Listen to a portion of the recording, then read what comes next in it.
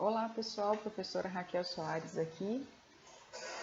Começando hoje a unidade 2, em que nós iremos falar sobre processos de movimentação de pessoas, começando com captação, socialização e especificamente falando de movimentação de pessoas. Aqui nós iremos falar sobre as alternativas para os processos de captação, as formas de fazer a socialização e, por fim, falar alguns pontos de atenção referentes à movimentação de pessoas na organização. É extremamente relevante falar sobre esse tema porque é aqui que começa o contato das pessoas com a organização. E embora alguns autores separem recrutamento e seleção, nós trataremos esses dois processos como integrados, porque é a partir deles que nós teremos uma visão conjunta, uma visão mais integrada de como fazer as escolhas assertivas para a composição do quadro de pessoas na empresa e que possam atendê-las satisfatoriamente, alcançando suas expectativas. Captação de pessoas é qualquer atividade por parte da organização que vise a encontrar pessoas para estabelecer com elas uma relação de trabalho, pensando em atender não somente as necessidades atuais, mas também futuras. Então, captação de pessoas pressupõe uma consciência da organização em relação a quais são essas necessidades e que, para que o processo seja alinhado com essas demandas atuais e futuras, é importante que a gente tenha alguns aspectos alinhados. Então, o processo de captação ele vai desde a definição do perfil da pessoa a ser captada.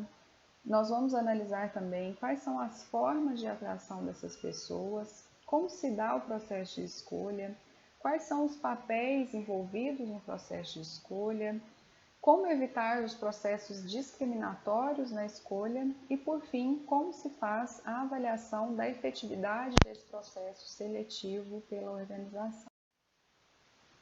Quando se fala em perfil, muitas vezes as pessoas tendem a associar apenas com requisitos da vaga ou às vezes entendem que perfil se trata simplesmente de aspectos comportamentais ou de competências. Aqui, ao se referir a perfil da pessoa a ser captada, nós estamos falando sobre o conjunto, sobre todos os aspectos que devem ser observados.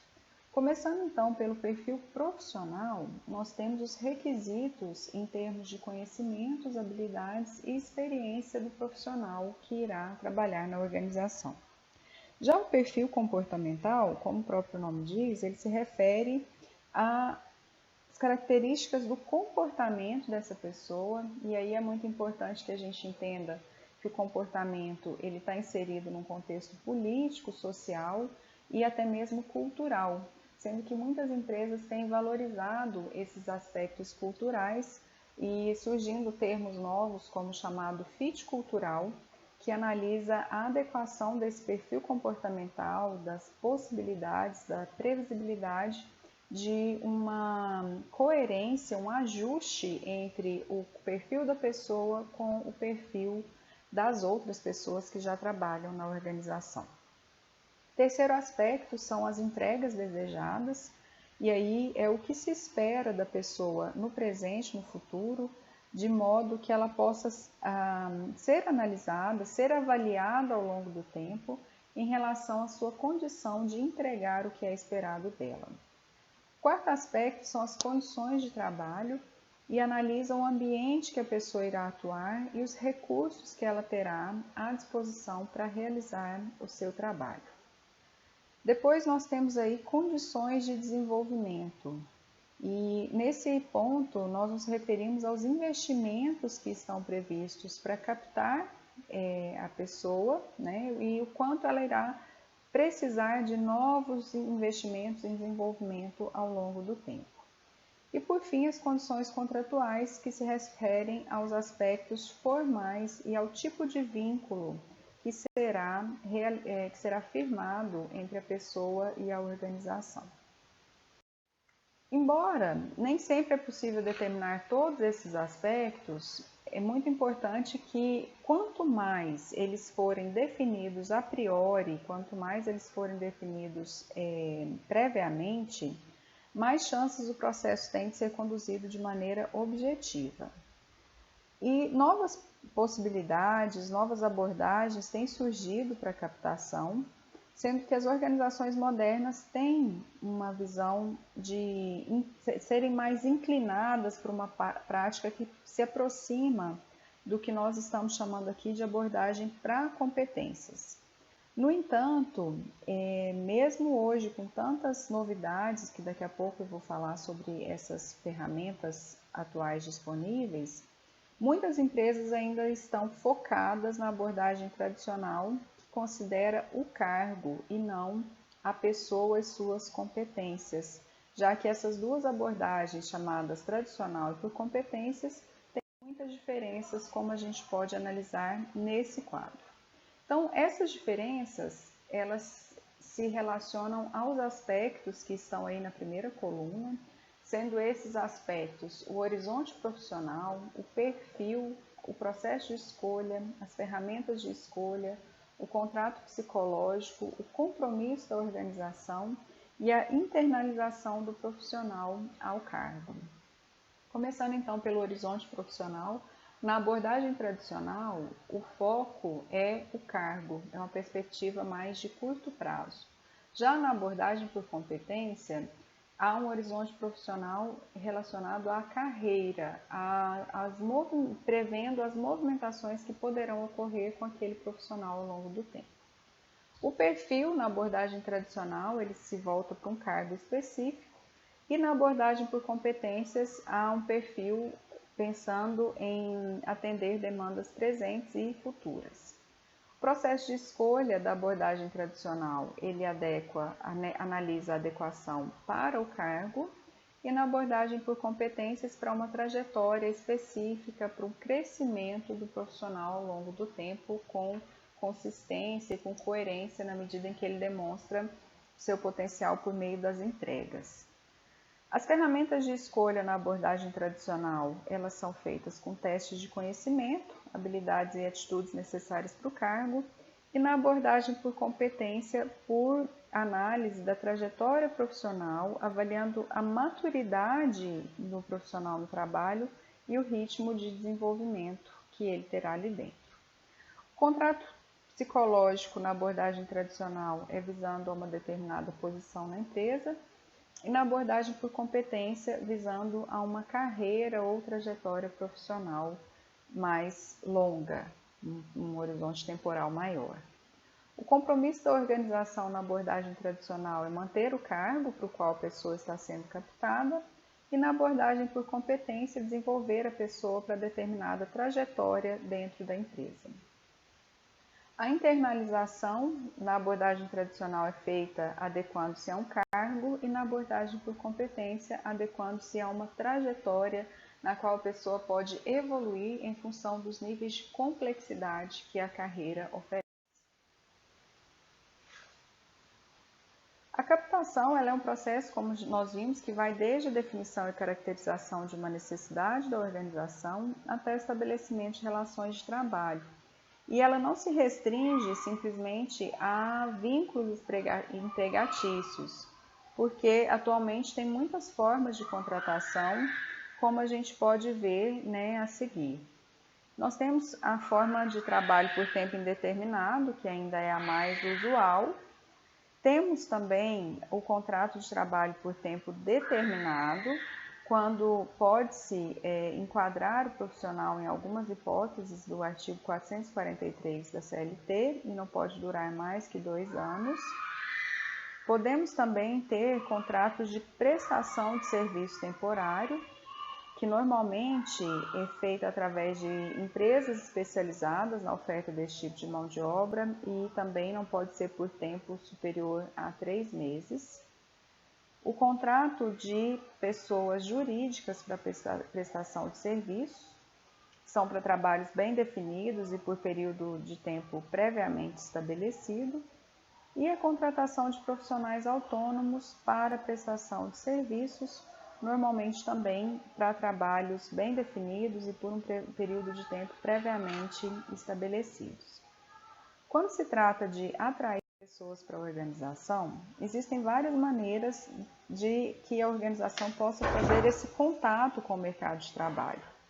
Dentre essas formas, as mais comuns continuam sendo as indicações, a internet, anúncios, agentes especializados e banco de dados.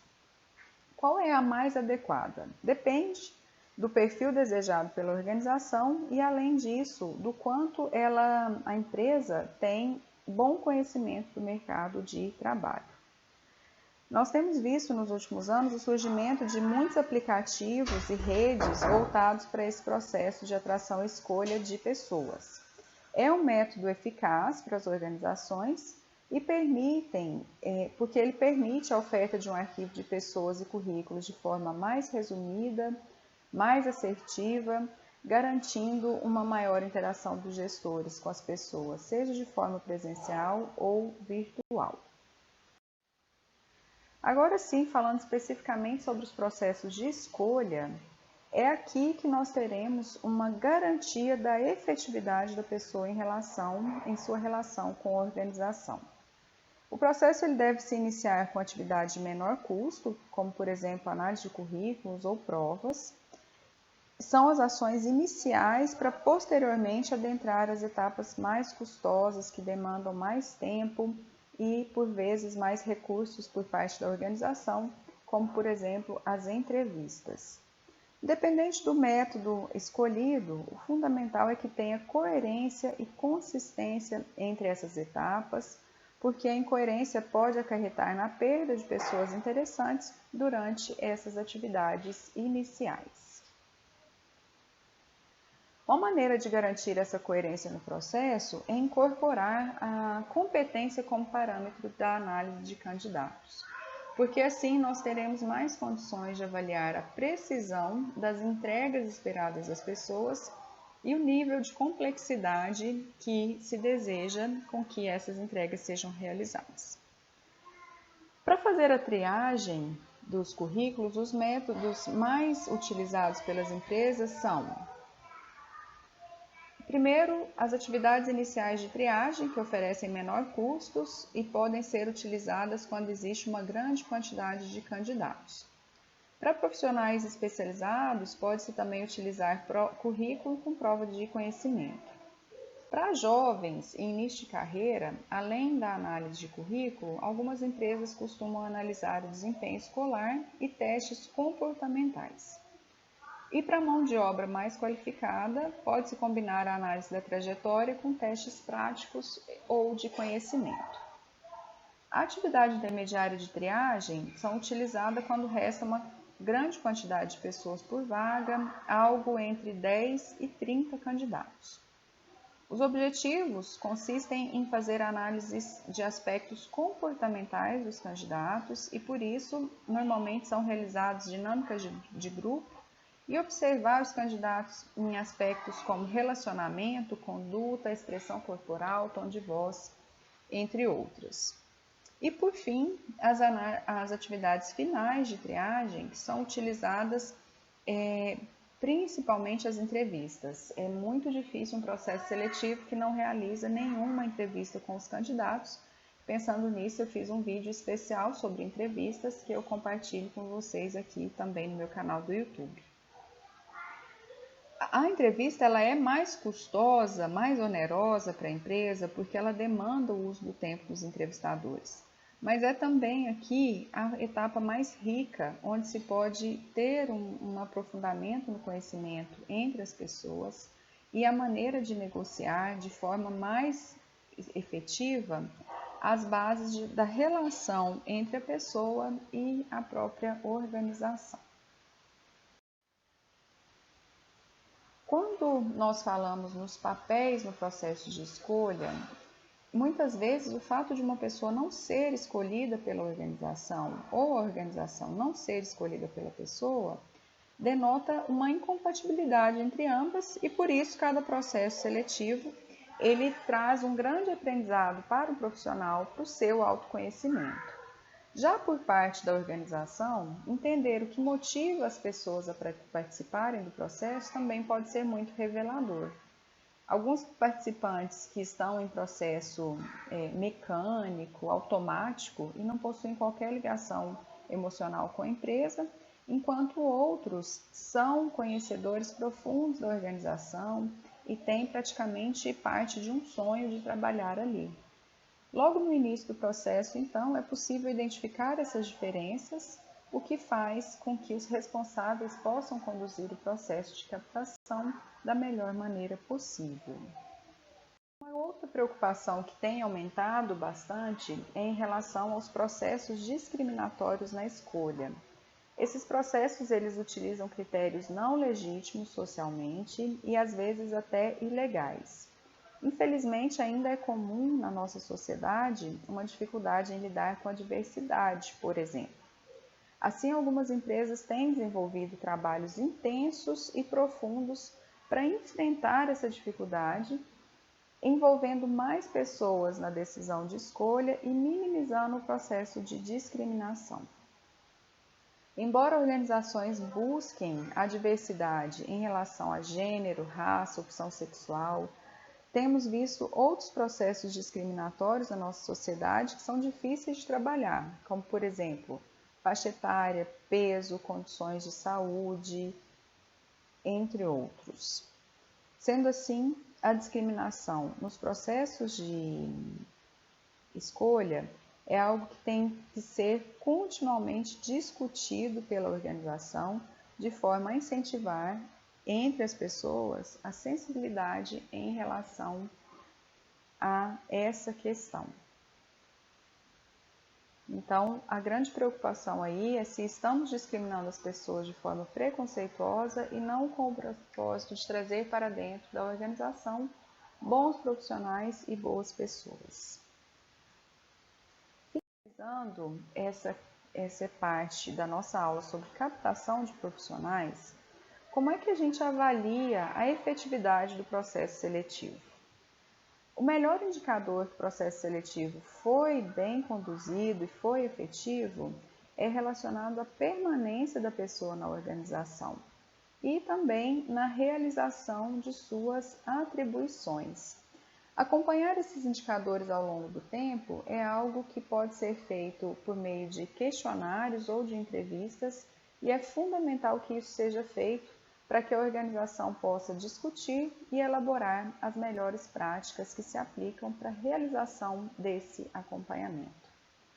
Eu termino por aqui essa etapa da aula sobre captação, processos seletivos ou recrutamento e seleção.